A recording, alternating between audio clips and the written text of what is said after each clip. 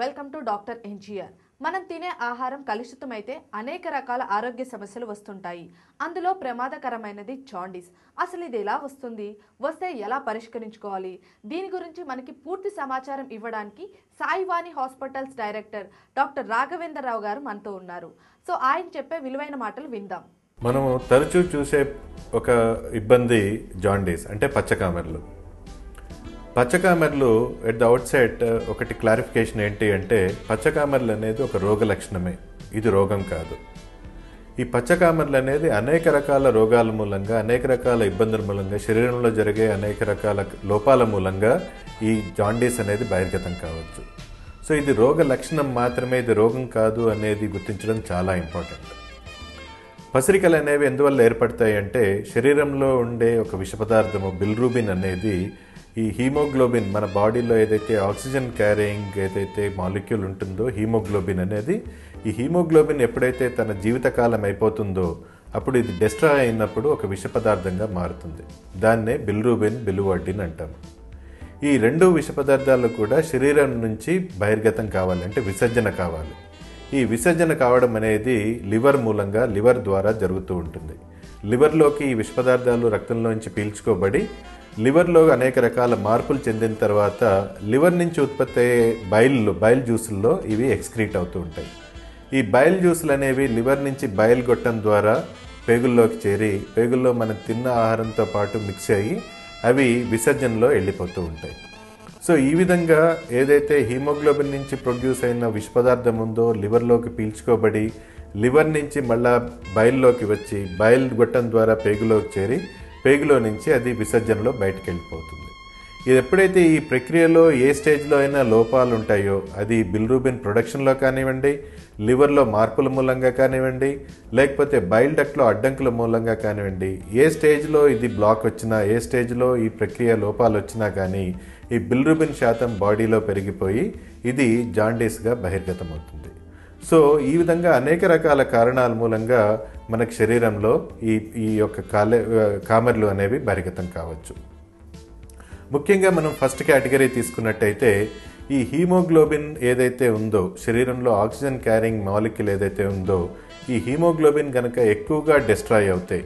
నార్మల్గా 120 రోజులు ఉండాల్సిన ఈ ఎర్ర రక్త కణాలు కనుక తక్కువ కాలంలోనే కనుక అవి డిస్ట్రాయ్ అవుతుంటే, ఏ కారణం మూలంగా కానివ్వండి, అది హీమోగ్లోబిన్లో లోపాల మూలంగా కానివ్వండి, ఎర్ర రక్త కణాల్లో లోపాల మూలంగా కానివ్వండి, లేకపోతే అనేక రకమైన ఆటోఇమ్యూన్ ప్రాబ్లమ్స్ మూలంగా కానివ్వండి, ఈ హీమోగ్లోబిన్ కనుక ఎక్కువగా డిస్ట్రాయ్ అవుతే దాని ద్వారా కూడా బిల్రూబిన్ శాతం పెరిగే అవకాశం ఎక్కువగా ఉంటుంది. అదేవిధంగా లివర్లో ఇబ్బందుల మూలంగా, లివర్ వాపు మూలంగా కానివ్వండి, లివర్ సిరోసిస్ మూలంగా కానివ్వండి, లేకపోతే లివర్లో గడ్డలు ఏర్పడడం మూలంగా కానివ్వండి, ఈ బిల్రూబిన్ కనుక బాడీలో పీల్చుకోబడకపోతే ఈ బిల్రూబిన్ శాతం పెరిగే అవకాశం ఉంది. అదేవిధంగా ఏదైతే లివర్ నుంచి బయలుని ఏదైతే పేగుల్లోకి తీసుకుని వెళ్ళాలో, ఈ బయలుగొట్టంలో ఏ కారణం మూలంగా కానివ్వండి, అది బయలు రక్తం పూడుకుపోవడం మూలంగా కానివ్వండి, బయలు డక్ట్లో రాళ్ళు ఏర్పడడం మూలంగా కానివ్వండి, ఇది కనుక ఒకవేళ బ్లాక్ అవుతే ఈ బిల్రూబిన్ ఎక్స్క్రీషన్ తగ్గిపోవడం మూలంగా శరీరంలో, రక్తంలో ఈ బిల్రూబిన్ పర్సంటేజ్ పెరుగుతుంది. ఇవన్నీ కూడా ఈ జాండీస్ లాగా బహిర్గతం అవుతాయి.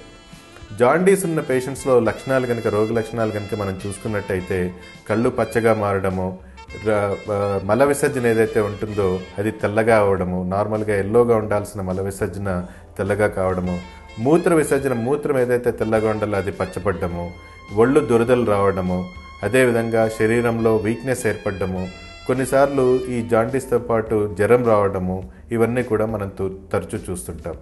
ఎప్పుడైతే జాండీస్ ముదురుతుందో కడుపులో నీరు చేరడము, వాంతి కావడము, వాంతిలో రక్తపు వాంతుల్లాగా కావడము, వెయిట్ లాస్ కావడము, ఇవన్నీ కూడా లేట్ స్టేజెస్లో మనకి గమనిస్తూ ఉంటాము.